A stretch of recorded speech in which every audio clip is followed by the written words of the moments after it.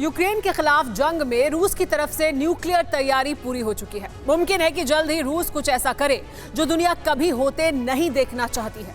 और ये बात इतने भरोसे के साथ इसलिए कही जा सकती है क्योंकि एक तो रूस की न्यूक्लियर तैयारी से जुड़ा एक सबूत ब्रिटिश डिफेंस मिनिस्ट्री ने जारी किया है, तो वहीं दूसरी तरफ रूस से इस संबंध में 2 धमकियां भी जारी कर दी गई हैं।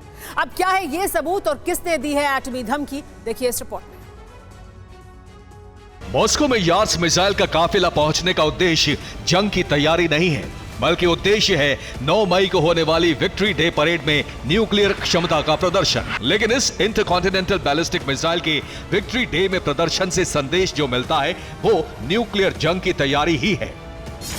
तो क्या रूस यूक्रेन पर एटम बम गिराएगा? क्या यूक्रेन पर मिसाइल से हमला करेगा? या फिर क्या चेरनोबिल जैसे हादसे को अंजाम देगा?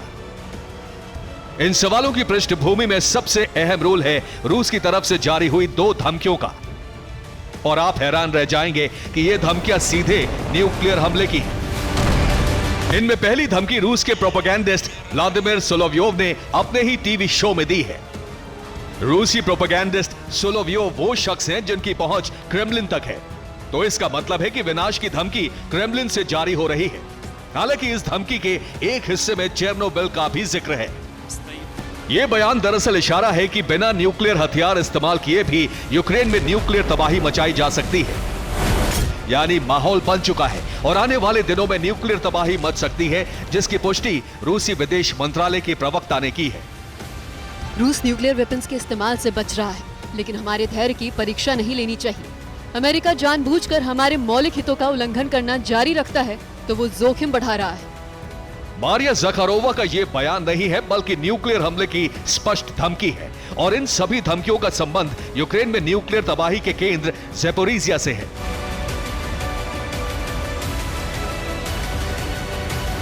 ऐसा इसलिए कहा जा सकता है क्योंकि न्यूक्लियर वॉर से जुड़ी हलचल इसी जगह पर देखी जा रही है।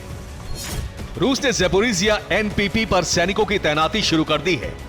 ब्रिटिश रक्षा मंत्रालय ने रूसी सैनिकों की तैनाती से जुड़ी एक सैटेलाइट तस्वीर भी जारी की है, जिसमें बताया गया है कि रूसी सेना ने कई छतों पर सैंड बैग फाइटिंग पोजीशन ले ली है।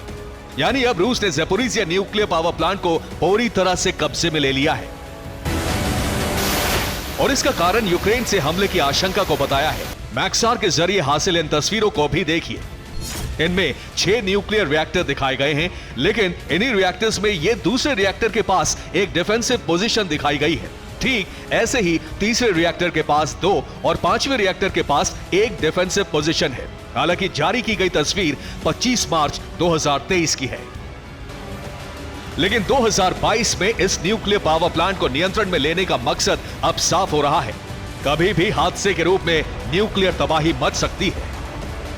ज़ैपोरिज़िया में न्यूक्लियर तबाही कैसे मचेगी इसका अनुमान लगाया जा चुका है। इसलिए रूसी सैनिकों की प्लांट में तैनाती की वजह से दुनिया में अलग तरह का डर है। डर यह है कि रूसी फोर्स ज़ैपोरिज़िया को खाली करके न्यूक्लियर रिएक्टर्स को ब्लास्ट कर सकती है और इसके लिए जिम्मेदार ठहराया जाएगा क्रेमलिन से यूरोप के अब तक के सबसे बुरे संबंध को। क्रेमलिन के प्रवक्ता दिमित्री पेस्कोव के मुताबिक यूरोपियन देशों से क्रेमलिन के संबंध सबसे बुरे दौर से गुजर रहे हैं। रूसी राजनयिकों के निष्कासन की लहर है, लेकिन इसका करारा जवाब दिया जाएगा। और जवाब का मतलब दुनिया समझती है, यह जवाब बारूदी तबाही होगा। क्यों होगा, इसे यूक्रेन को मिली मदद के आधार पर समझिए। जारी लिस्ट के तहत अब तक की जंग में यूक्रेन को 50,152 mm के गोले, 15,155 mm के गोले और 160-155 mm के हॉवित्जर तोप यूक्रेन को दिए गए हैं। इसके अलावा 1 लाख राउंड 125 mm टैंक के गोले, 60,122 mm ग्रैड रॉकेट, 300 टैक्टिकल व्हीकल समेत 1600 stinger anti aircraft system, 10,000 javelin anti tank missile, 59,000 anti armour system जैसे न जाने कितने ही हथियार यूक्रेन को यूरोपियन देशों के जरिए ही मिले हैं। और इसी तरह के हथियारों ने यूक्रेन को अब तक रूस के मुकाबले जंग के मैदान में बनाए रखा है। दरअसल यूरोप से ज्यादातर देश नेटो के सदस्य हैं, इसलिए नेटो की स्ट्रैटेजी के तहत इन तमाम देशों ने रूस के खिलाफ सख्त रुख अख्तियार किया, जिसका नतीजा ये हुआ कि ये जंग अब न्यूक्लियर तबाही की कगार पर आ पहुंची है। यानी न्यूक्लियर तबाही का असली जिम्मेदार नेटो को माना जाएगा, जिसकी स्ट्रैटेजी रूस को उकसा रही है और ये उकसावा रुक भी नहीं रहा है।